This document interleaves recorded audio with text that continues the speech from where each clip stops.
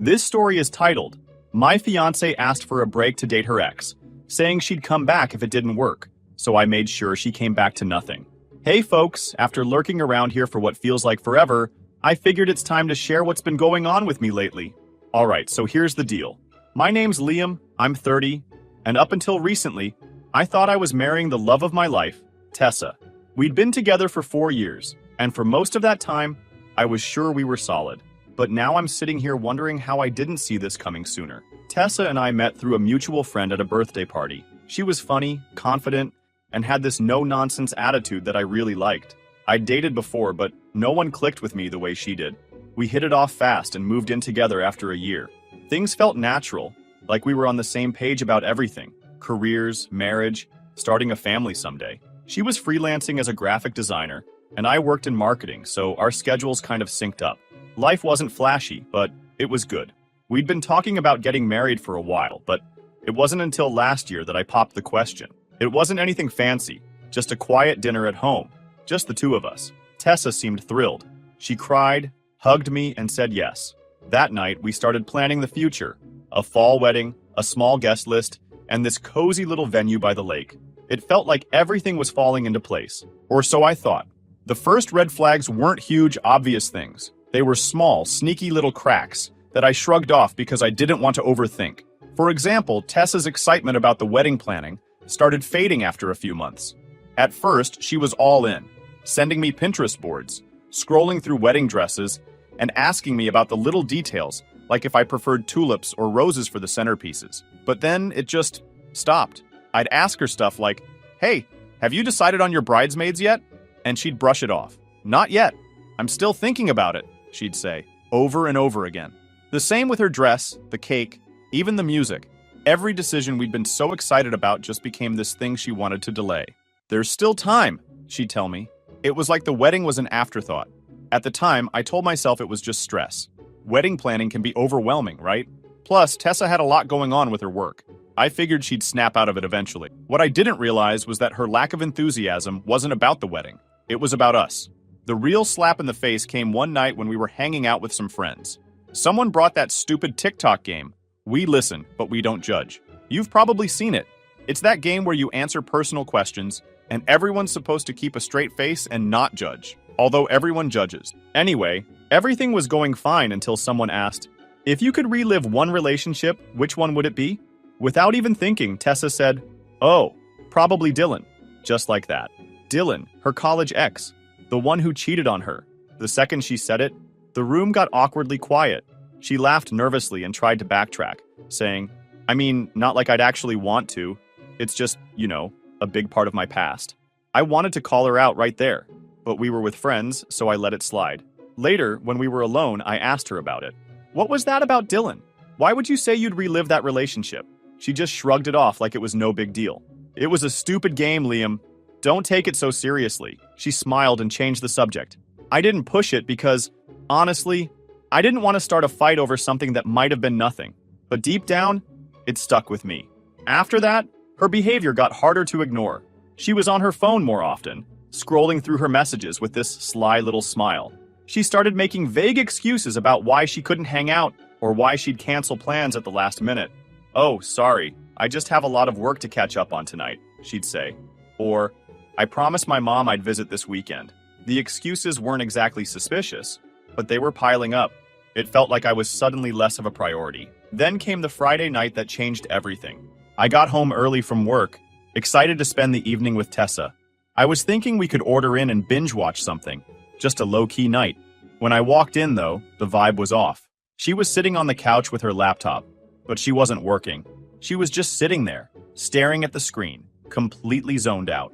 "Hey, I'm home," I said, trying to break the tension. "You're early," she replied, like that was a bad thing. I brushed it off and went to the kitchen to start making dinner. But the silence in the house was suffocating. Usually she'd be asking me how my day was or telling me about hers, but tonight, nothing. Finally, I turned around and asked, "Everything okay?" She closed her laptop and looked at me. "Actually, there's something I need to talk to you about." And just like that, my stomach dropped. You know that feeling when you know something bad's about to happen, but you can't stop it? That was me, standing there like an idiot with a spatula in my hand. I walked over and sat across from her. All right, I said. What's going on?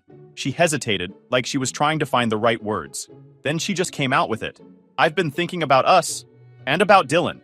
I swear, I almost laughed. Dylan, are you serious? What about him? She bit her lip and avoided my eyes. I think I need some time to figure things out. I want to take a break to see if there's still something there with him. I couldn't believe what I was hearing. You want to take a break so you can date your ex? Are you out of your mind, Tessa? We're engaged. It's not like that, she said quickly, like she thought she could smooth this over. I need to know if I'm making the right choice with you. And if it doesn't work out, I promise I'll come back. That's when I realized just how deep her audacity ran. She thought I'd sit around and wait for her to figure out if I was good enough. At that moment, something inside me shifted. I didn't blow up, didn't yell. I just sat there staring at her, wondering how the hell I didn't see this coming. I didn't even know how to respond at first. My fiancé just told me she wanted to take a break to explore things with her ex, Dylan. What do you even say to that? Finally, I managed to ask, so what exactly does this break mean to you? My voice came out calm, way calmer than I felt. She straightened up a little, like she'd been preparing for this conversation. I think we need some space to figure things out. I'll take some time to see if what I'm feeling about Dylan is real, and you can take time to reflect on us too. I couldn't believe the nerve. Wait, I said, leaning forward. You're saying you need to date your ex, but I need to reflect on us? What kind of backwards logic is that? Tessa sighed, like I was the one being unreasonable. It's not about you doing something wrong, Liam. This is about me figuring out what I need. I felt she had rehearsed this. The way she was talking, the way she avoided eye contact, it was like she'd already decided this was happening, and now she just needed me to roll with it. You know this sounds insane, right? I said. You don't just put your fiancé on hold while you go play What If with some guy who treated you like garbage. Her face hardened, and for the first time, I saw just how stubborn she could be. I'm not asking for permission, Liam. I'm telling you what I need. That one hit different. I wasn't just upset anymore. I was angry. I stood up and started pacing, trying to calm myself down. So what, Tessa? You're just gonna pack a bag and head over to Dylan's place? Is that your big plan? No, she snapped. It's not like that. I don't know what it looks like yet, but I need clarity before we move forward. I owe it to myself to know I'm making the right decision. You owe it to yourself, I repeated, laughing bitterly. And what about what you owe me? We're engaged, Tessa. We're supposed to be building a life together. And now you're telling me you need to test drive your ex to make sure I'm good enough? I never said you weren't good enough, she shot back, her voice rising. But if we're going to spend the rest of our lives together, I have to be certain. And right now, I'm not. That was it. It wasn't just that she wanted to explore things with Dylan. It was that she wasn't sure about me. After 4 years together, after all the plans we'd made, she still wasn't sure. It hit me all at once. She didn't even realize how hurtful and ridiculous her request was. She thought this was reasonable, like I'd just sit there while she worked through whatever nonsense was spinning in her head. I stopped pacing and looked at her. Really looked at her. You know what? Sure, I said, my tone flat. Take your break. She blinked, caught off guard by how easily I agreed. Liam, I'm not trying to hurt you. I need space to figure things out. I nodded, keeping my expression neutral. All right, if that's what you need. She hesitated, like she was expecting me to argue, to fight for her. When I didn't, she stood up, grabbed her laptop, and mumbled, I'll stay at my mom's for a bit. This isn't forever. We'll talk when I've had some time. Okay, I said simply. She glanced at me, unsure of how to respond, then disappeared into the bedroom. I could hear her moving around, throwing stuff into a bag. I stayed on the couch, calm on the surface, but my mind was already turning. If she wanted her break so bad, fine, let her have it. A few minutes later, I heard the front door close. She was gone, probably thinking she'd left me here to wait and wonder. Little did she know, I wasn't going to just sit around. She could have her fantasy, but I had my own plans now. I don't know how long I sat there before I finally snapped out of it. The first thing I did was grab my phone and call my buddy Noah. Noah's been my best friend since college, and he's the kind of guy who doesn't sugarcoat things. If I needed someone to tell me I wasn't crazy for feeling like my entire life had just fallen apart, he was the guy. Yo, what's up? He answered, his voice casual. Tessa wants to take a break to date her ex, I blurted out. There was a long pause. What the hell? He finally said. She said that to your face? Yep, I said, rubbing my temple. She packed a bag and left like it was no big deal. Said she needs clarity. Noah let out a low whistle. Dude, that's messed up. You okay? Not really, I admitted. I don't even know how to process this. 4 years, man. 4 years, and she's still hung up on Dylan. You want me to come over? He asked. We can order some food. Talk it out. Yeah, actually, that'd be great, I said. About an hour later, Noah showed up with pizza. He didn't even wait for me to explain the whole thing. He just listened as I vented about everything. By the time I finished, he was shaking his head. Bro, she's not worth this, he said. If she can't see what she has with you, that's on her. You're better off without someone who's gonna treat you like a second option. I nodded, but it didn't make me feel any better. It wasn't just about losing Tessa. It was about losing the future I thought we were building together. I'd pictured a life with her. Marriage, kids, all of it, and now it was just gone. We stayed up late, talking and watching TV, and for the first time in hours, I started to feel a little less like the ground was crumbling beneath me. I didn't have a plan yet, but one thing was clear. I wasn't going to let Tessa keep me on a leash while she figured out what she wanted. The next morning, my phone buzzed. I rolled over, half awake, and squinted at the screen. Tessa, of course. Can we talk? I stared at the message for a moment, my brain still foggy. She wants to talk? Seriously? After everything she laid out, now she wants to play the concerned fiancé? I thought she might have realized how stupid she sounded yesterday.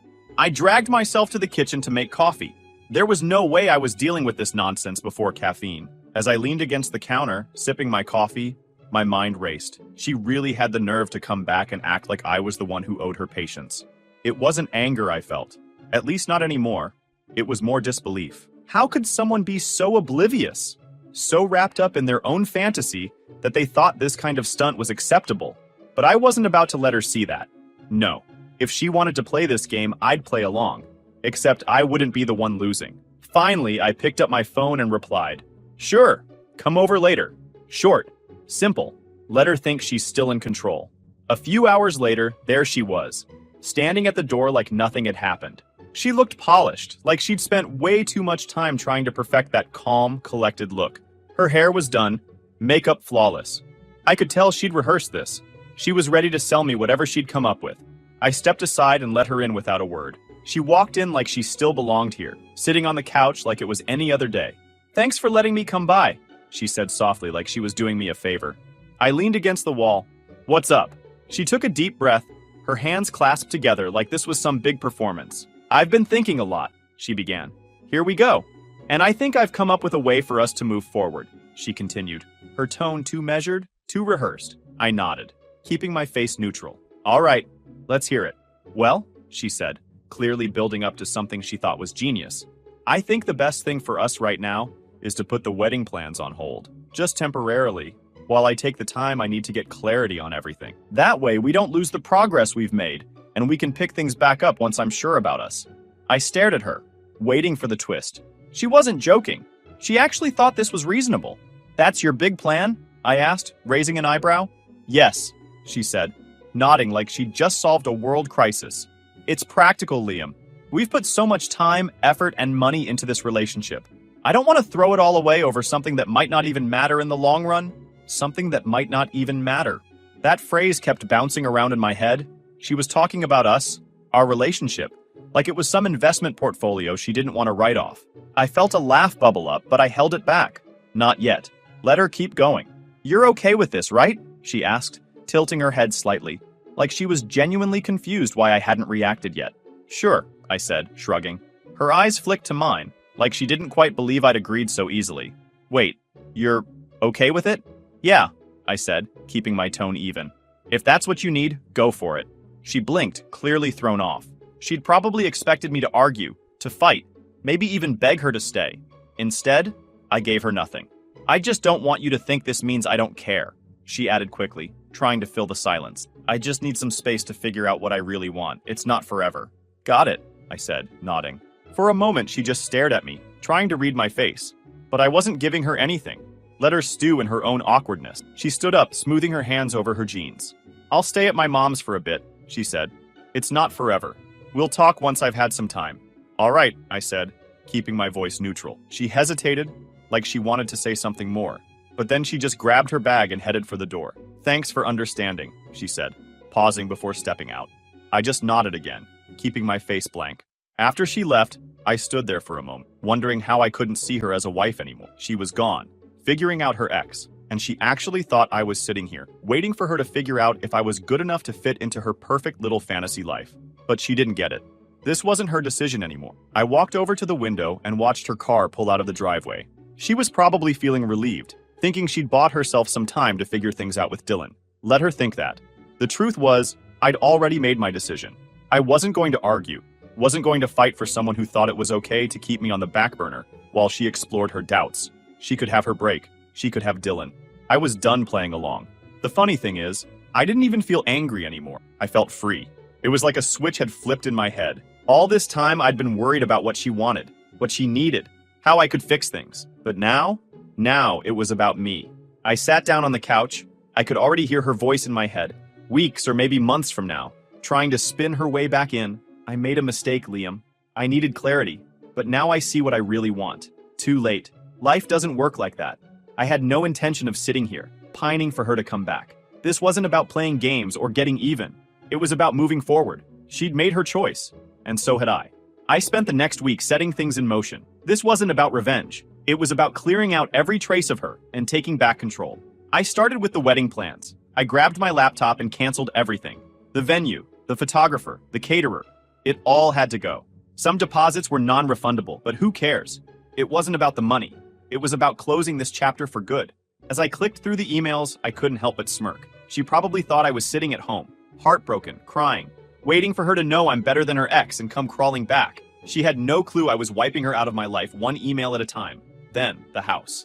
Funny thing, Tessa always acted like it was our home. She picked the paint colors, nagged me about throw pillows, and even insisted on those god-awful curtains in the living room. But here's what she never seemed to grasp. The house was mine. My name on the deed, my money in the mortgage. I called my buddy Noah, who hooked me up with a real estate agent. Within days, I had the paperwork ready to list it. My plan was simple. Sell the house, move on, and leave Tessa with absolutely nothing to come back to. She wanted space to figure out her life. She could do that from scratch. One part was almost too satisfying. Tessa had left all her stuff behind when she walked out. Clothes, books, and those ridiculous live, laugh, love signs she insisted on putting everywhere. I boxed it all up and drove it to her mom's place. No heads up, no texts. I just left it on the porch with a note. Here's your stuff. Good luck with Dylan. Was it petty? Maybe. Did I care? Not one bit. Then I sat there and waited. As expected, a week later, my phone buzzed. It was her. Can we talk? I think we need to clear the air. I laughed out loud. She must have realized her little fantasy with Dylan wasn't all it was cracked up to be. I couldn't resist seeing how this would play out.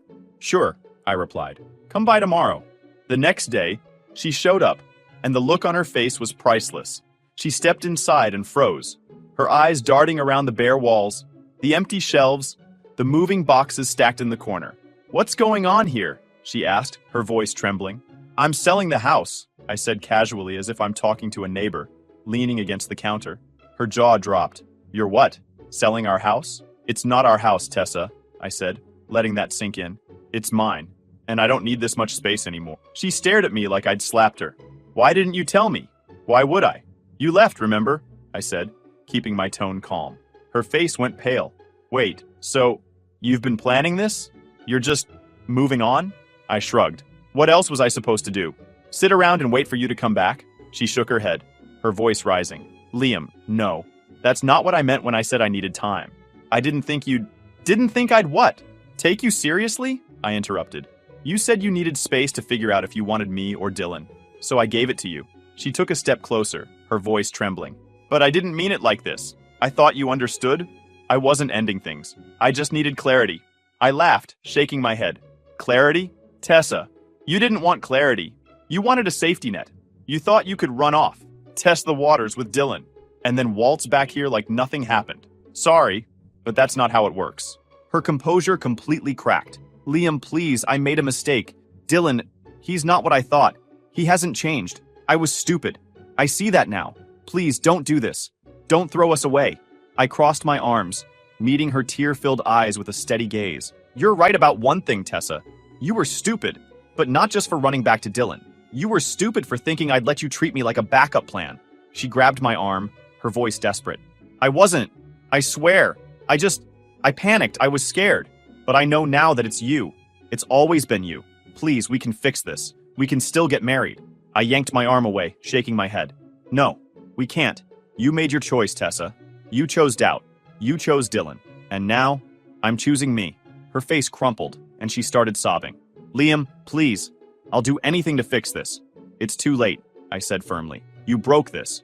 You don't get to come back and pretend it never happened. She stood there, shaking, tears streaming down her face. Finally, realizing there was nothing left to say, she turned and walked out the door. And with that, Tessa was out of my life, or so I thought.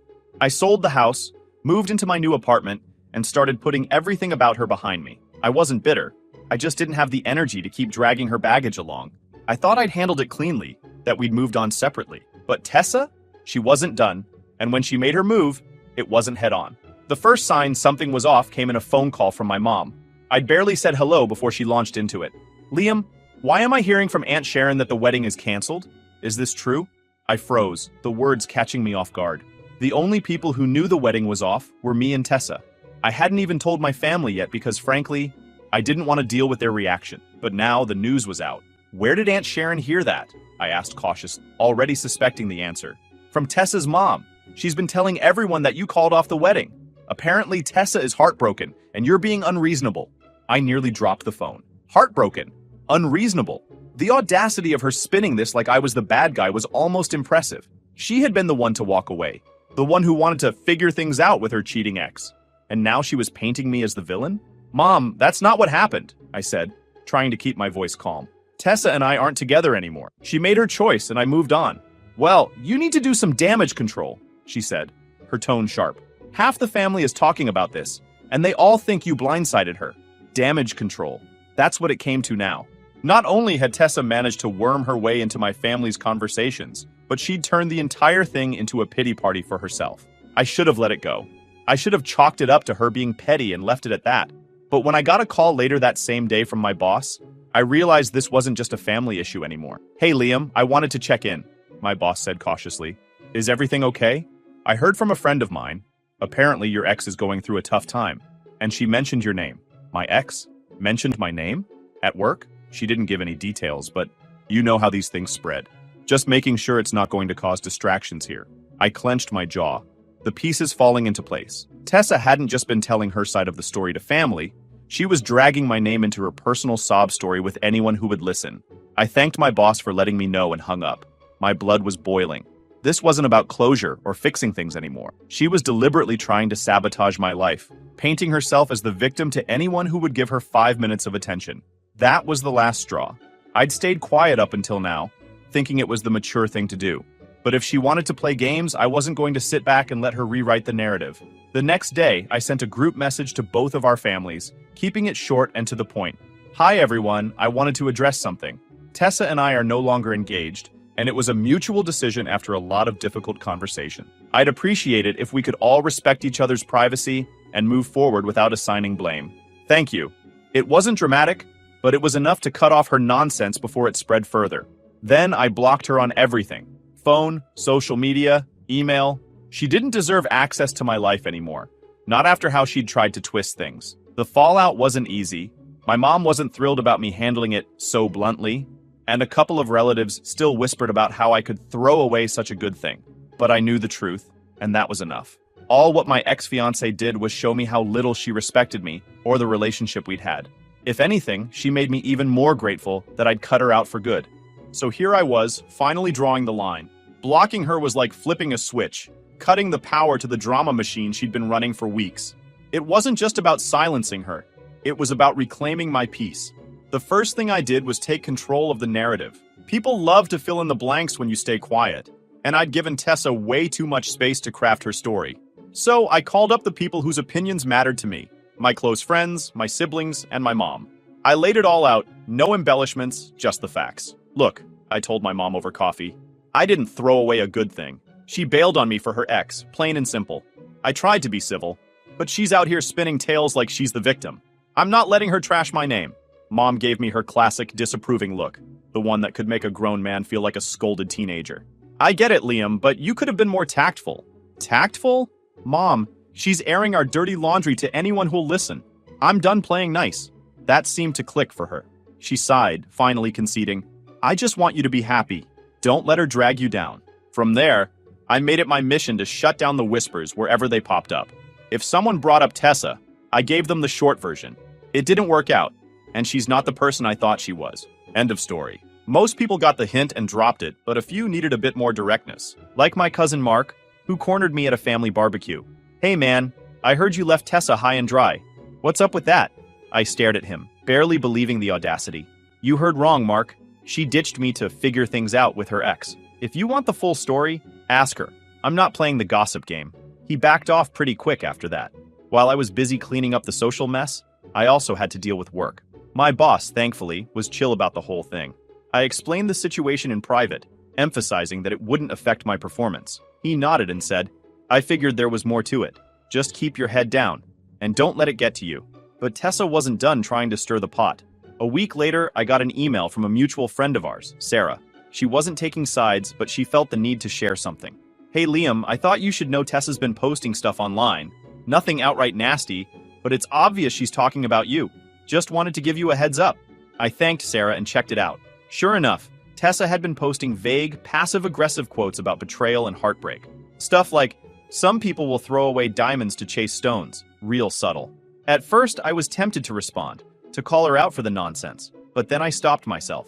Why stoop to her level? She wanted a reaction, and I wasn't giving her one.